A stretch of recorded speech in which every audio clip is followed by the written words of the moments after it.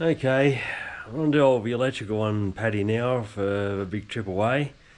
So, where do I start? Bought a little UHF kit. Came up on special, it wasn't too bad, so bought that. Came with another little separate hand receiver, the aerial, and the all-in-one handpiece remote sort of thing. I don't know the technology, but I haven't been keeping up to that stuff much. And starting to wire everything in. We've got the custom roof rack we've got to do, and I've got the big STEDI light bar to go up there, so we've got to wire all that in. Got that kick-ass remote control relay module unit we've got to wire in. We've got some side LEDs that we're going to be putting in that roof rack when we make it, for side lighting, and all sorts of things going on. But so now it's just running a heap of wiring around and trying to get it all sorted out. Of course, I really like the look of those big GME type aerials, but I think maturing and getting old is realising I couldn't care less anymore. Just need something that sort of works, and that'll be it. So I don't even see myself going to the trouble of even replacing that for a big heavy one later on. So that'll be all I need. So been looking at the STEDI wiring loom as to how we're going to run that. That's actually high beam right there, so I can tap into that here and not my actual headlights. The previous bloke had something going on here with the wiring with a light bar he used to run, so we've got that there. We're going to be running the wiring for this light bar down underneath the car, underneath the chassis, then probably up inside the canopy, up inside my duct in here, and then out through the canopy up high and into the actual roof rack up there. I just think that's neater and tidier than trying to run crap up the front with the snorkel and all that. I just hate that, and I think it's just dodgy as. So we've got to go a long way around the wiring, but that's the price you got to pay if you want it sort of done right, I guess. On the inside here, as you can see, we've got the kick-ass relay module block here. The UHF remote part, got the hand receiver thing there already sort of mounted. Got the kick-ass thing, I can't see that, not enough light. The previous bloke that owned it after he bought it off me, the GU in the Series 1 here has a compartment where airbags came into them at a later date, so it had the cover on there. He's pulled the cover off and just stuck Velcro on it, and then he's made like this little box in here. He said he used to use that to smuggle some spirits into concerts or something like that, but I don't see myself doing anything like that, so I'm using it as my electronics box. I put a big hole saw in the side, as you can see. I'm going to be sitting the relay module in there. We've got the UHF module, and then we've got the thing he's left laying around in the glove box, which is the Raceworks I know setting device to tune the Raceworks gauge over there. So I'm going to be putting that in there too, just a place for all my electronics to go really. So then what we need to do is, because this is going to be controlling the side lights, probably now reverse lights, because I want them to be on Bluetooth as well, so we can turn them on and off if we're in the tent. So we've got a wire from here down through the side of the car, out the back, and we'll probably cross over the back wall, out through the floor where there's a hole, and then up through the canopy and back into the back into it that way. So very round the world way again, but cuts down on drilling any more holes, just using the holes I've got and so forth. So the kick-ass remote thing is pretty disappointing in the way of the stickers you get. I reckon they're just probably all going to be chucked and peeled off. Really, I'm not using it to run the spotty, so that's pretty much useless. They give you one side light, which normally if you have one side light you have two, but they only give you one. Everything else, I've used a couple of other lights just because the lights faced opposite directions, and I'm going to have to probably nicko the actual writing out. At that point I feel like it's just worth just chucking them away and just not even bothering with them, to be honest. So I'll see how that unfolds. I'm going to learn a little bit more about that as to where the sticker positions I need go in correspondence with the size of the relays and the power output of each, whichever button lines up with what function on this. There's a little hand piece as well that came with the ORICOM unit. It's hard to see in the dark, it's all dark in here. I forget to turn the lights on all the time. It's only like 330 bucks or something like that for the whole aerial in-car kit and hand thing. So I thought, oh, I was looking at them and I was looking at buying something separate with a big fat whip and a standalone GME or ORICOM or something like that, but just this sort of came up at a good price, so I thought I'll just buy that. And they're really not that fussed about getting the big fat one like it used to have on here. So yeah, so that's pretty much where we're up to. Lots of little things we've got to be doing. Just got this bung as well, which we've got to enlarge that hole there so we can screw that up in there, because that's my heater hose inlet for the diesel heater. So all the wiring and load of tubing there. Cold and it's windy, so I dare say we probably just pull Patty forward a little bit and start pulling apart the interior so I can run this wiring. Oh, work.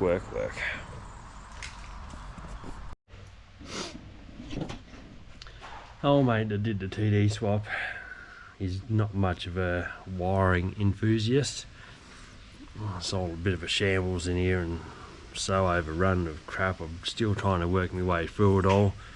Tidy it up bit by bit as I come in here, but last time I tried and just tidy some things up, the EGT gauge stopped working. Something played up the connector plug apparently, so I just ended up cutting that off and twisting them together to get me by at the time. So we'll revisit that little connection now. Started just tidying up.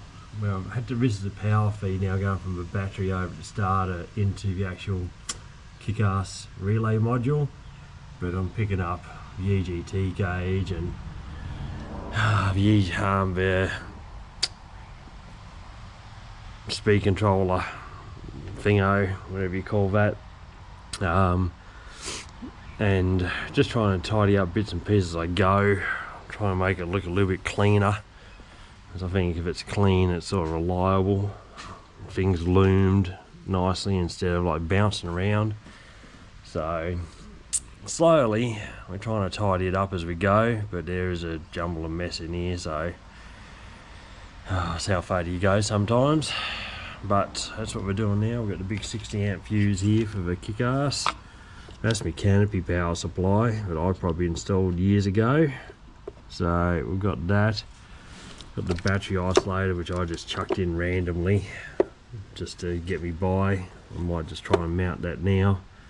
I was wanting to do a relay more than anything, but again, I don't think I can be bothered. I don't use it enough to be really worried about that anymore. I think I'll just leave it on the switch and just makes it easier. So we'll get around that.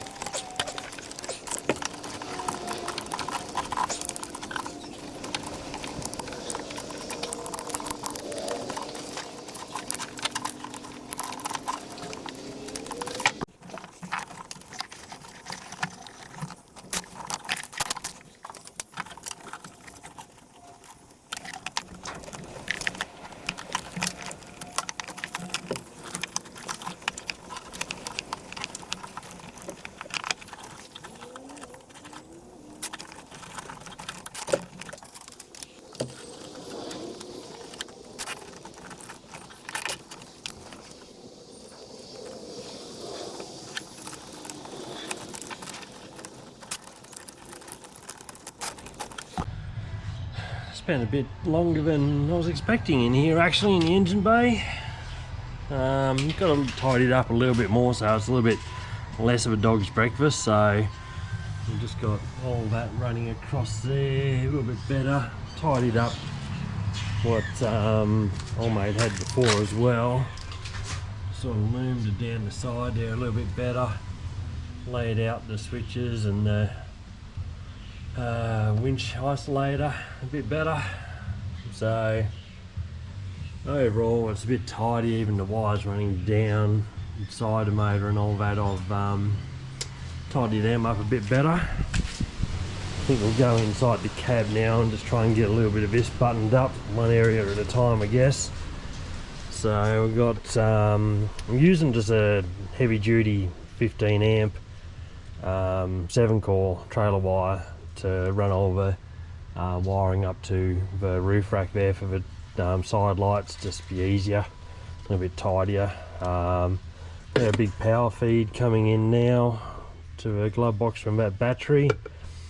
Yeah, like I said, we've got the UHF, we've got the antenna aerial there, bits and pieces. So we've got to try and lug the end of a power wire, get that on the ends there, and then I think we're just going to start picking out what amperage we want to be running on each slide and start using them up. So I dare say the 10s we might just use it for side lamps. One of the 30s we'll keep for the compressor. One of the 5s might even do the actual front locker solenoid. I haven't wired that in yet. That's a problem for Gene next year pretty much. So when it comes to Cape York I'll worry about it then. I don't need the front locker for Tassie.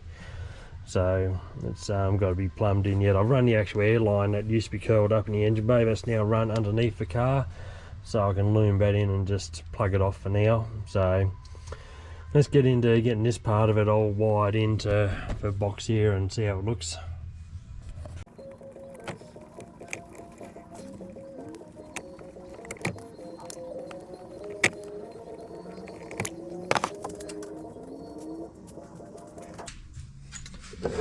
I actually snapped the lugs off this, so I'm just putting a bit of double-sided like Velcro on the back, so it can be actually pulled out and inspected if I need to.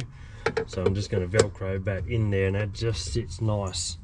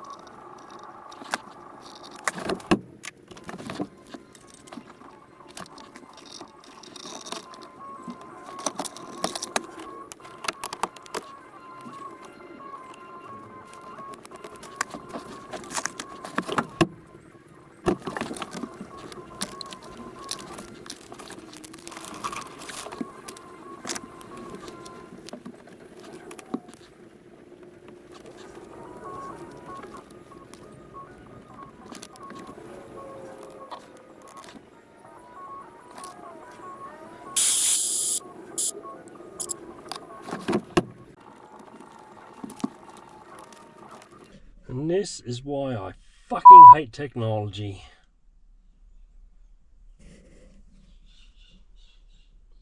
It won't connect to kick-ass thing. The Bluetooth stuff. No matter what I do and the bugging around I try.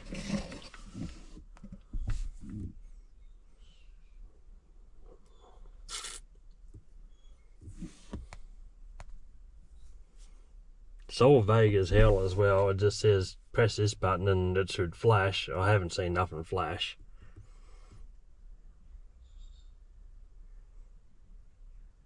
Press it a couple of times and it flashes.